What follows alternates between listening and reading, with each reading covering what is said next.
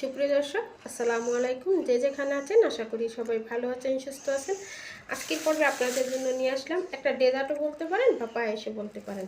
আজকে আপনাদেরকে করে দেখাবো গাজরের পায়েস বা গাজরের ডেজার্ট। এই ডেজার্টটা আপনারা ইফতারে পরিবেশন করতে পারেন বা এমনিতেও গাজরের সিজন আপনারা বানিয়ে বাচ্চাদেরকে বা মেহমান আসলে বানিয়ে খাওয়াতে পারেন।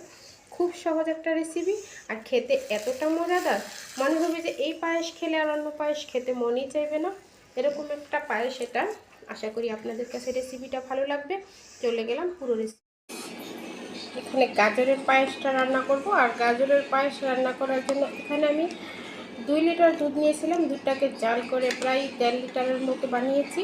এখন এখানে দিয়ে দিব 2টা সাদা এলাচ। সাদা এলাচটা দেওয়ার পরে এখন এখানে আমি 1 মুঠোর মতো চাল নিয়েছিলাম, পোলাও চাল। এটাকে আমি ধুই ভাঙ্গা করে নিয়েছি। দেখতে পাচ্ছেন মাঝখান থেকে চালটা ভাঙ্গা। আপনারা চাইলে ব্লেন্ডারে ব্লেন্ড করেও নিতে পারেন।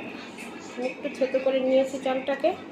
এখন প্রথমত চালটা একদম ফোটা পর্যন্ত অপেক্ষা করব। এ পর্যায়ে কিন্তু আমার পোলাওর চালটা ফুটে গেছে, এই যে দেখতে পাচ্ছেন। এখন এটাকে আমি প্রথমত চুলা থেকে নামিয়ে নেব। এখানে আমি চুলায় একটা কড়াই দিয়ে দিলাম।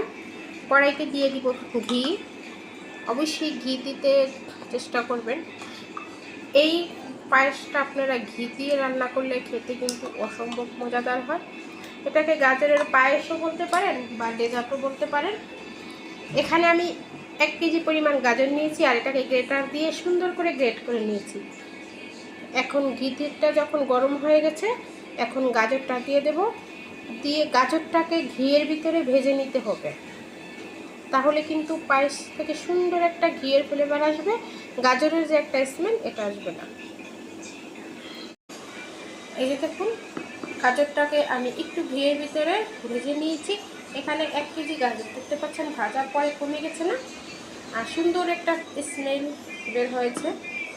এখন এই গাজরটাকে আমি দিয়ে দেব পায়েসের ভিতরে। এখন সেই গাজরটাকে দিয়ে দেব দুধের ভিতরে।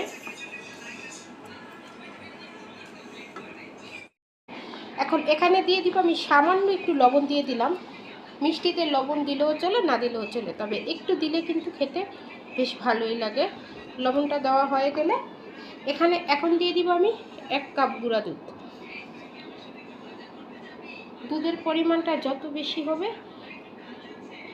এই পায়েসটা খেতে কিন্তু ততটাই মজাদার হবে। এখন এখানে দিয়ে দিব 1 কাপ চিনি। প্রথমত আমি 1 কাপ চিনি দিয়ে দিলাম, কারণ এখানে মিষ্টির পরিমাণটা একটু কম দেব আমি।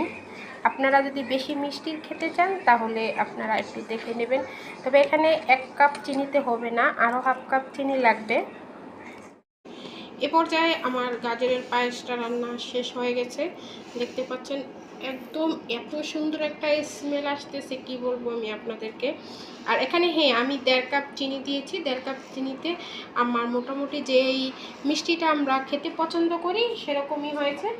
যদি আপনারা বেশি মিষ্টি খেতে চান তাহলে মিষ্টির পরিমাণটা বাড়িয়ে দিবেন। আর এখন আমি নামিয়ে নিব। এ পর্যায়ে আমি দিয়ে দিব 1 টেবিল চামচ ঘি। ঘিটা যদি দেই নামানোর সময়, তাহলে দেখবেন যে একটা সুন্দর একটা স্মেল আসবে এই পায়েসটা থেকে, খেতেও কিন্তু অসাধারণ লাগবে। এখন এ পর্যায়ে আমি এটাকে একটু নেড়ে চেড়ে চুলা থেকে নামিয়ে আপনাদেরকে পরিবেশন করে দেখাবো।